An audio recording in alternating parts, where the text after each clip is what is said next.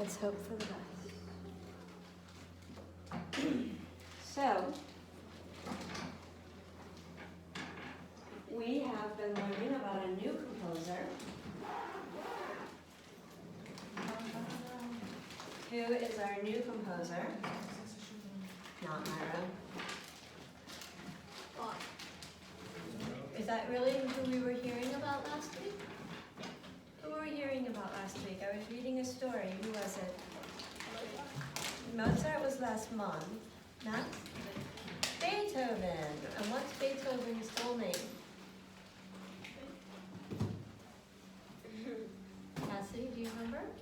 April? Mabel, do you remember? Olivia? Everybody say Ludwig van Beethoven. Good. Alma, you cannot sit in front of people that are shorter than you. They got here first. Thank you. April, scoot up. Make room. There we go. Cassidy, can you see the pretend board that will be here eventually? So Beethoven was born in what city? Germany. Huh? Germany is a country, yes, sir. That's what I meant to ask. He's from Germany.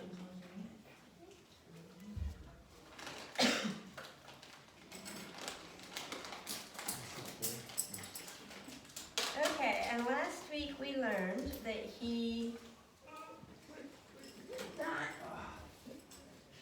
his father was like not really a nice guy, right? That he was not a nice father. And when he realized that Ludwig was very talented, he wanted to turn Ludwig into a performer like Mozart was. Remember how we learned that Mozart traveled all around Europe and gave concerts and made lots of money for his family. And Ludwig's father wanted to do that with Ludwig, but why couldn't he? Do you remember the problem? Because he didn't follow the rules. Because he didn't follow the rules. And also he kept playing his own songs instead of the songs And he was that writing his own. their father didn't want him to. It's all coming back to you now. Yes. He wouldn't play what his father was teaching him. He just wanted to play his own music that he was creating. And so his father could not take him around to concertize. So he started working though anyway when he was 11. He started accompanying the opera rehearsals and conducting the orchestra. He became useful in court and soon started to receive a salary. So, by the time you guys are 12 or so, we want to see the money, right? No? Has society changed a lot? Yeah. It was actually very normal for children to start working 10, 11, 12 years old, if not actually getting a salary if they lived on a farm. Children often stopped their education to help the family with the farm, or to help with younger siblings, or to help with whatever the family business was.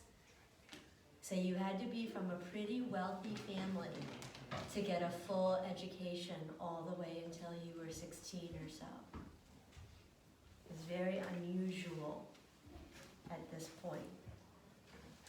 In order to help support the family, he left public school when he was 13. He became an organist and composer in court, as his grandfather had been. He earned 15 florins a year, which would be $63 now. A year. In a year. This was a big help to his family, but more important to Ludwig than the money was the chance to study the work of great composers who lived before him. So now I guess it was more important to him to play the music that had already been written. Soon after Ludwig became court organist, a new archbishop was appointed to court. Beethoven, he said, "You have such an exceptional musical talent. I want to send you to Vienna to study with Mozart." For a 17-year-old, this was quite a wonderful privilege. He thanked the archbishop for his consideration and left for Vienna. What country is Vienna in? Is it in America? No. Austria. Austria. This is 17, let's see, when was he born?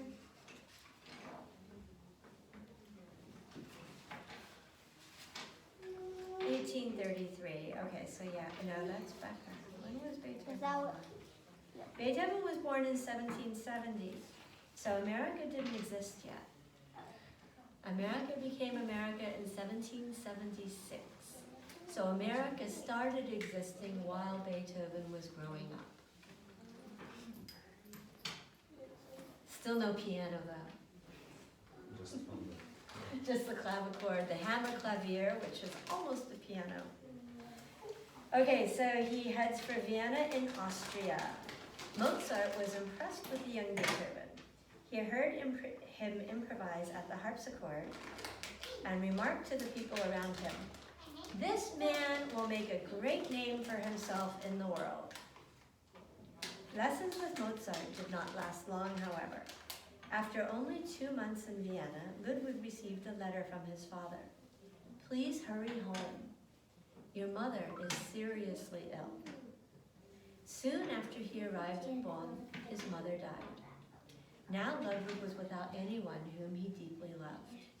With his mother gone and his father in worsening condition, it was up to Ludwig to look after the family, his father and his 2 brothers. So he basically became the dad, taking care of everyone in the house. He returned to his job at the court. He not only played the organ and directed the orchestra, but he also played viola in the fine theater orchestra. The opportunity to play in the orchestra and to listen to all the other instruments stirred in Ludwig's imagination ideas about music that he would write someday. Playing that music taught him more than any lessons could. The members of the orchestra were pleased to play the pieces that Beethoven himself was beginning to compose. Boys, no talking. Thank you. Happily for Ludwig, many of the orchestra players became his close friends. Shortly after Beethoven returned to his home in Bonn, his father was sent away to a place where he could be cared for with his illness. So now Beethoven doesn't have to take care of his dad anymore, but he's still got some siblings. The Beethoven home became a calmer place. Now Ludwig was able to make friends who would remain close and helpful throughout his lifetime. Some helped him find teaching jobs. Some introduced him and his compositions to important people. Others supported him with affection and understanding. Another big change came to Beethoven's life when Franz Joseph Haydn visited Bonn and heard a performance of one of Beethoven's compositions. Haydn was a very famous composer in Vienna. "Come with me to Vienna," Haydn urged Beethoven. "I will take you as a pupil." Beethoven was glad to have this opportunity to study music with a great master, and he went to Vienna once more. You can actually, they have Beethoven's piano in one of Mozart's homes. I think I showed you the picture last week or 2 weeks ago. And you can see where Beethoven lived, quite close to where Mozart lived. This time, is that Vienna? Yeah, there's a whole museum in Vienna to Beethoven in one of the homes, one of the apartments where he used to live. This time, he would never again return to Bonn.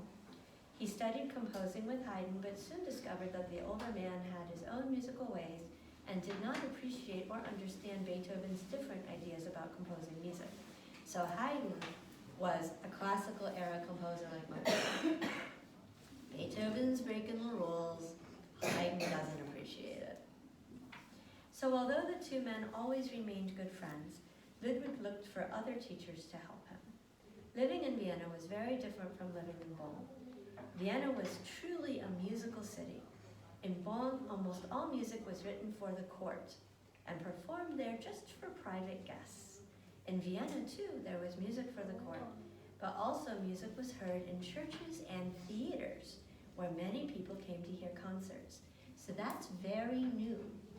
In order to have theaters, you have to have a lot of people who can afford to buy a ticket. So you have to have people who aren't poor. They might not be rich, they might not be royalty, but they aren't poor. Do you know what we call people who are in the middle? Normal.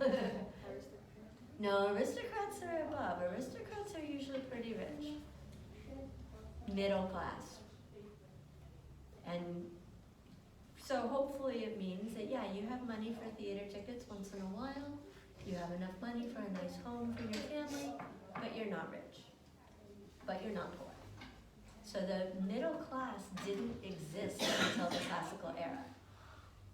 That concept didn't exist. You were either poor and you worked for somebody for nothing, or you were really rich. There really wasn't any middle ground until the classical era. So Mozart and Haydn were, that group of composers were the first ones that could actually have concerts for the public.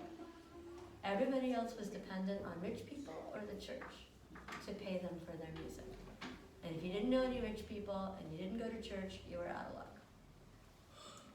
So, in homes of ordinary people, musicians often gathered to listen and play music, also new. Beethoven was often invited to give concerts in Vienna. He traveled to other cities of Europe as well. The name of Ludwig Beethoven was becoming well known everywhere. Just as Beethoven was composing some of his most beautiful music, he discovered he was going deaf. Can you imagine? He became despondent. Yeah. Do you know what despondent means? Buche. Despondent means depressed How and can you play irritable. music? What? How can you play music?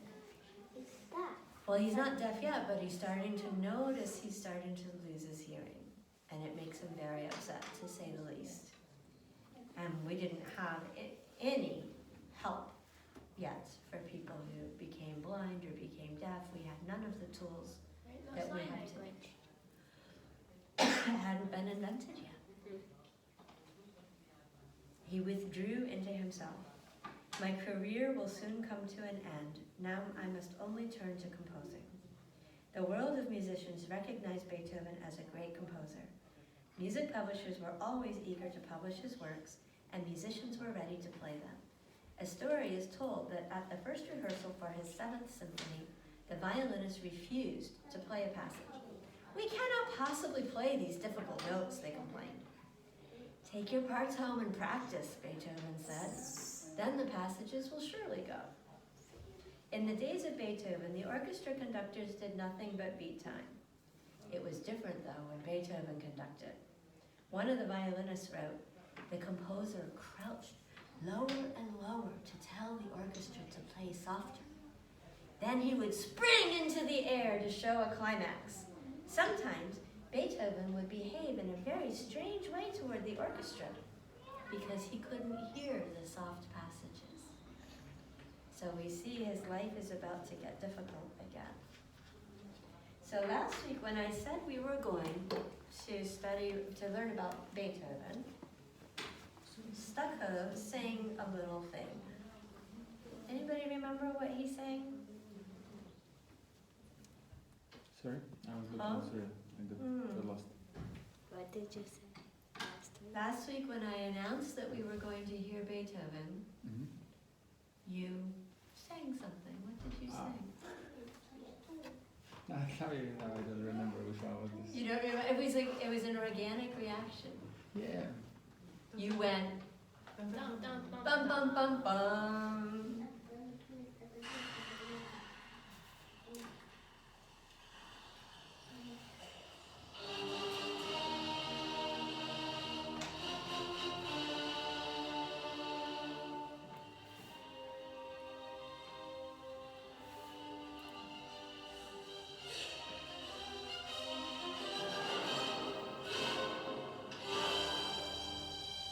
Now think about the music by Mozart that we heard last month and compare it in your mind.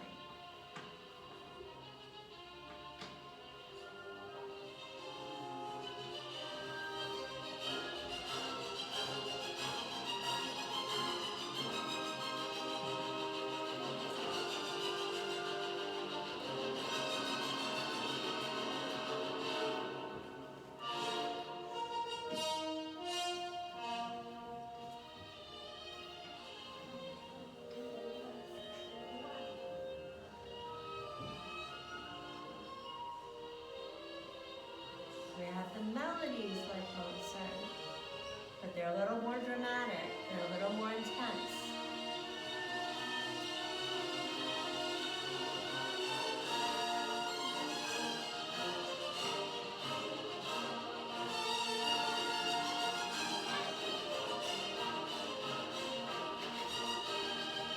big the orchestra is. Look at all those bassoons. Who needs that many bassoons?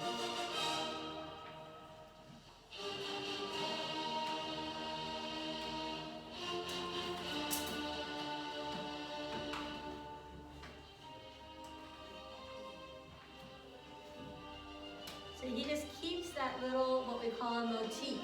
Ba-ba-ba-bum, ba-ba-ba-bum, ba-ba-ba-bum. And he just uses it over and over and over again.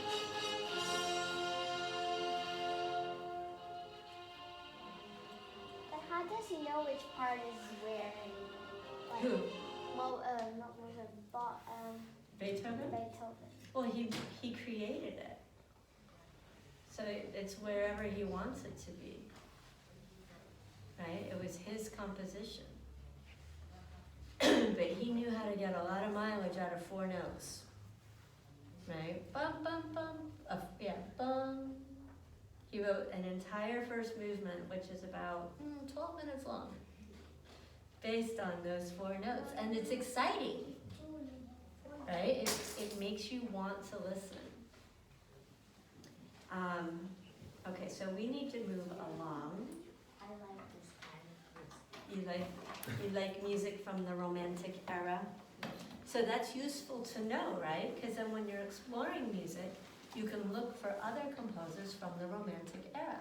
So that would be Mendelssohn, that would be Tchaikovsky, that would be Schumann, that would be Schubert. And you can see what other composers you like. What about Chopin? Chopin, Rachmaninoff-ish. He kind of crosses the bar into contemporary as well, 20th century as well. big. Yes. What would really make me happy is to have some sort of multimedia board, but I don't know if that's going to really happen in this lifetime, so. We make do.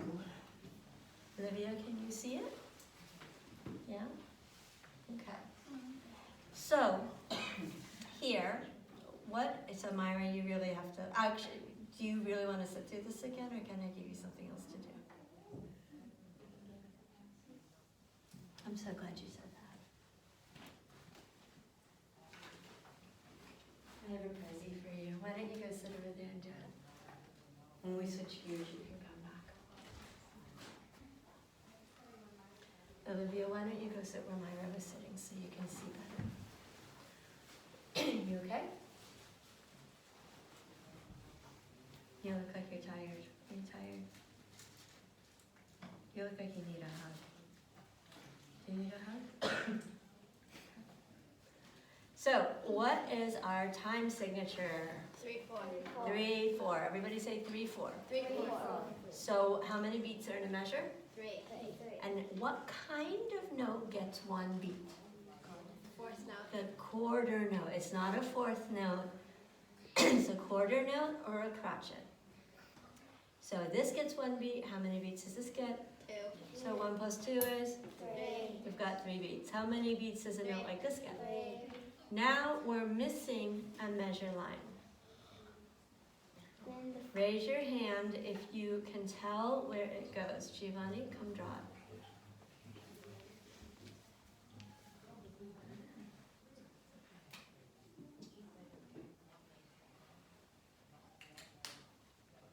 Is he right?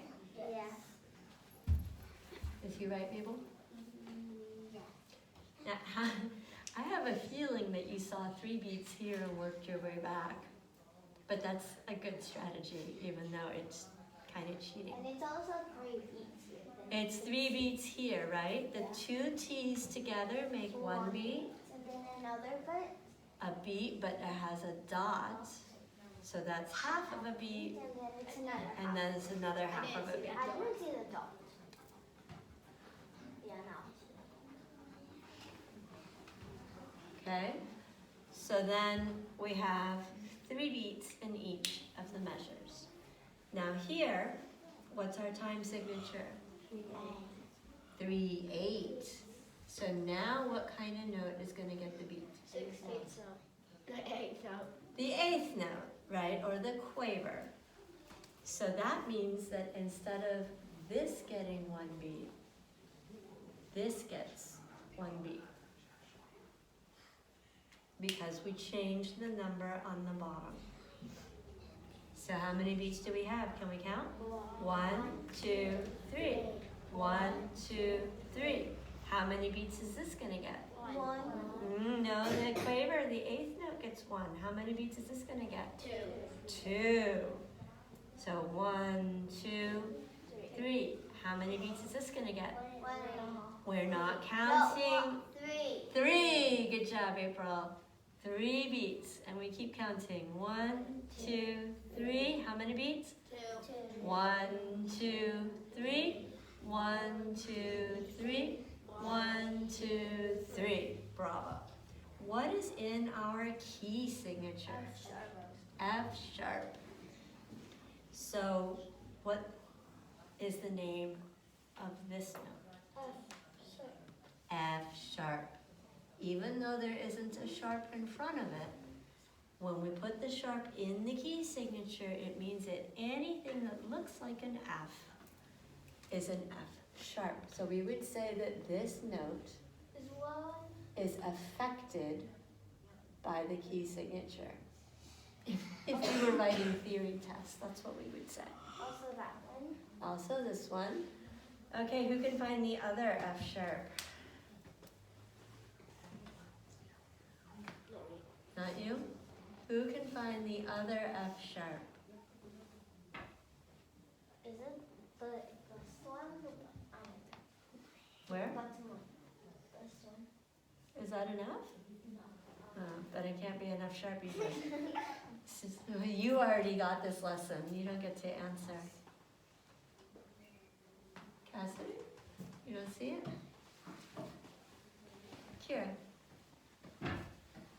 Right. I was just about to say that. So it doesn't matter what octave the F is in. The sharp is in the top octave, but it doesn't mean it only applies to the Fs that are in the high octave. It applies to any F anywhere in the song. Okay? Now what's our time signature? 3, 2. So now what gets the beat? The half note. So now this gets one beat. So we count 1, 2, 3. How much of a beat does this get? Now this is half of a beat. This is like my TTs. 1 and 2 and 3 and 1, 2, 3. 1. How many beats does this get? 2. 2, 3. And the normal one's at 4. Right. If a 4 was on the bottom, if the time signature was with a 4, it would be 6, 4, and then this would get 2 beats again, and this would get 2 beats again, and that would get 2 beats again. But we don't really use 6, 4 very often.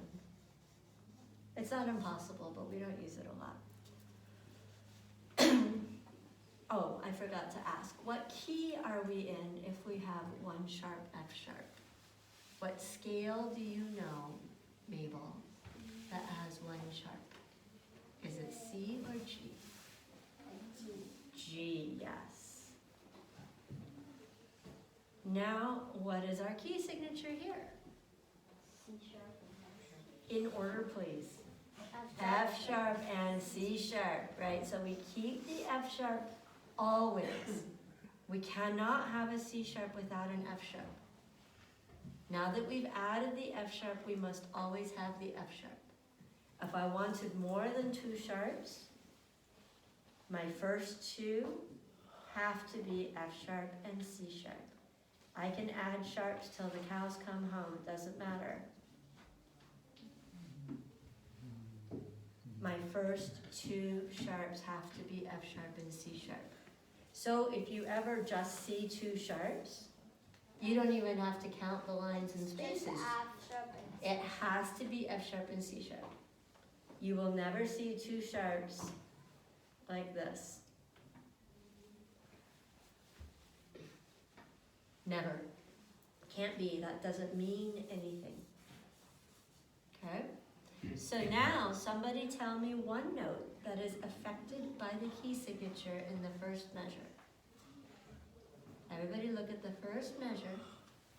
Can you find a note, Olivia? Good job, there's your F sharp. Okay, somebody tell me a note in the second measure that is affected by the key signature. Alma?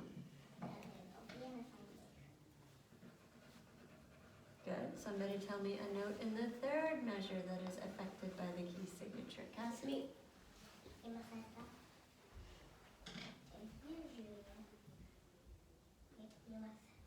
Good.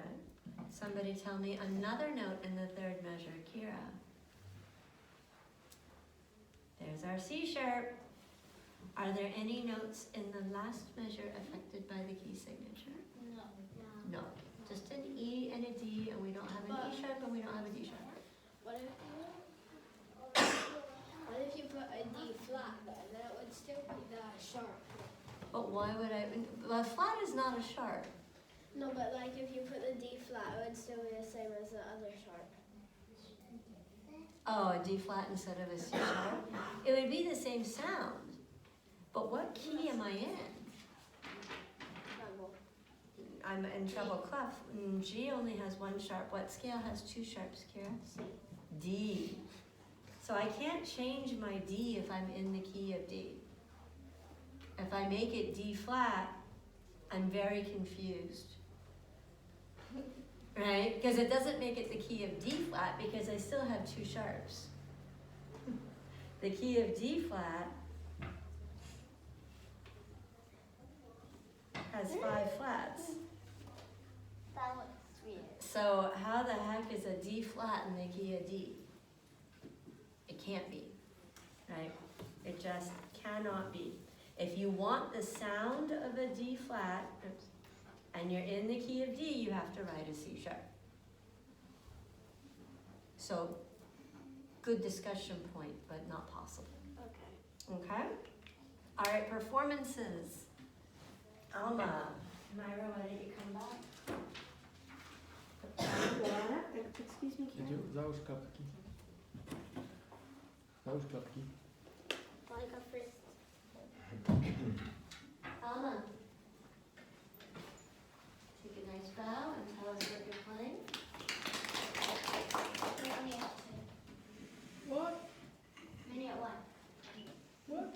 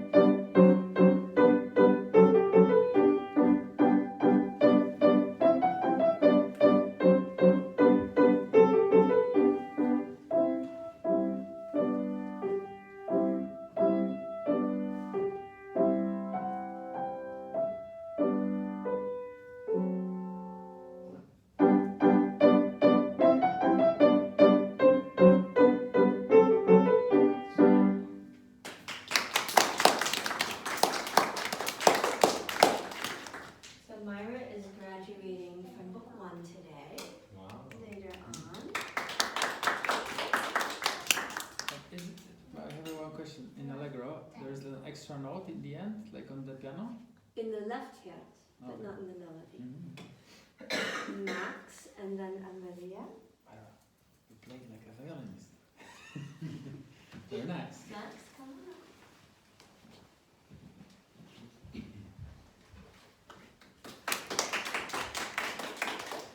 we go.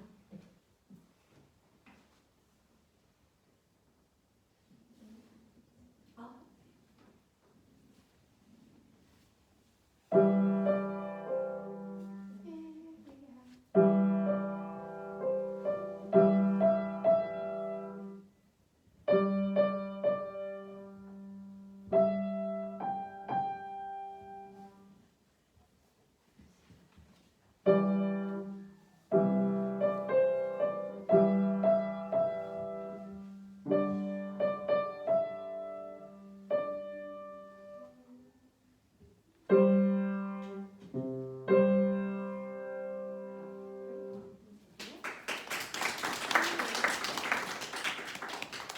Olivia. Joshua, how was it? Did you like it? You liked it, yeah? Marie, no. Hmm? You're playing the Inuit one? The Inuit one?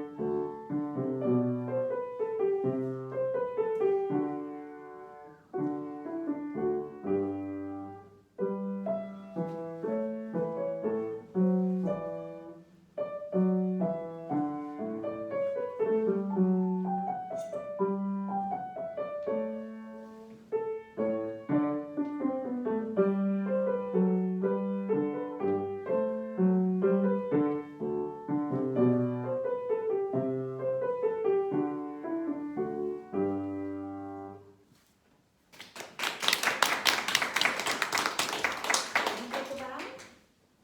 Did you? Okay. Seemed rather like a bob.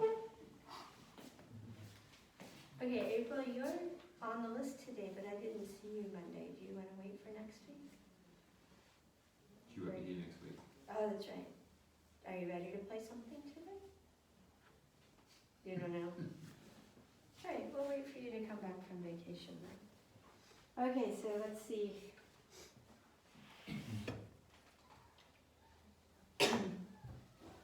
So next week, we might not do solos. Yeah, because quite a few people are going to be gone. So the last Saturday, maybe the 24th? I don't think I'm gonna be here also next week on the Saturday. Right, okay.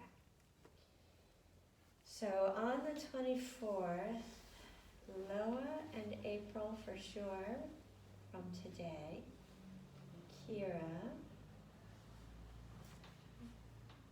Mabel,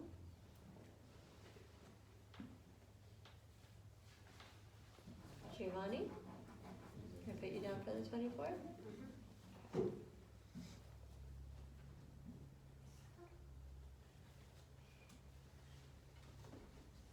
And that means the first weekend in March, which is like the 2nd or something, would be Alma and Myra and Catherine and Olivia. Am I forgetting anyone? Maybe Max? Okay.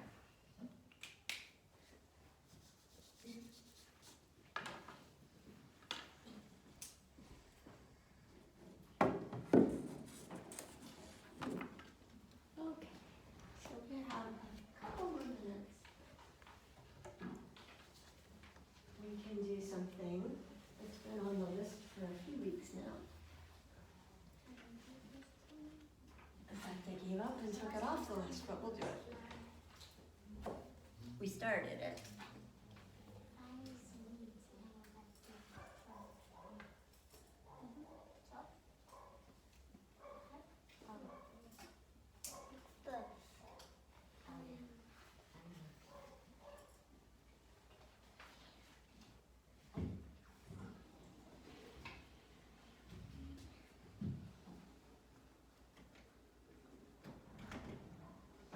Okay, what are all those words? We have andante, allegro, adagio, presto, largo, and vivace. What are those words, Giovanni? I think I know andante and allegro. But what are all the words? They It's like all a- describe something. They describe the music. Let's say allegro. It's like happy. It's like going. Staccato. What? Staccato is not on the list. Mm-mm. Myra? Different speeds. They're different speeds, they're tempos. In plural, they are tempi. Tempos, okay? So which one is the slowest? Kira? Myra? No. Largo is the slowest. It means long.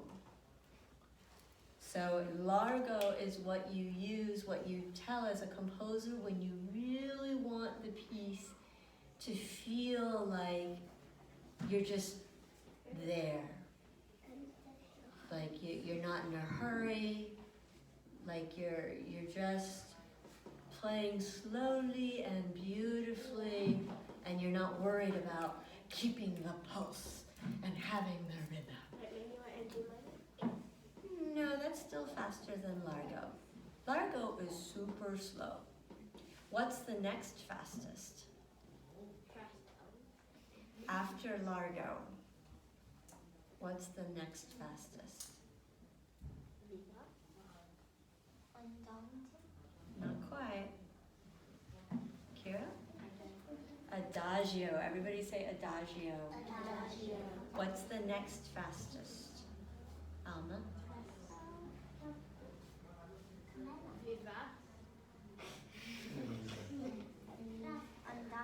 Andante. So adagio is just slow. So this would be long and slow. That's just slow, and andante is walking.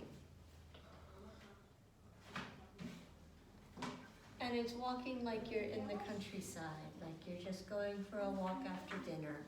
You're not in a hurry, you're just comfortably walking. What's the next fastest? Allegro, which literally means fast and happy. Then what? Presto, which means really fast.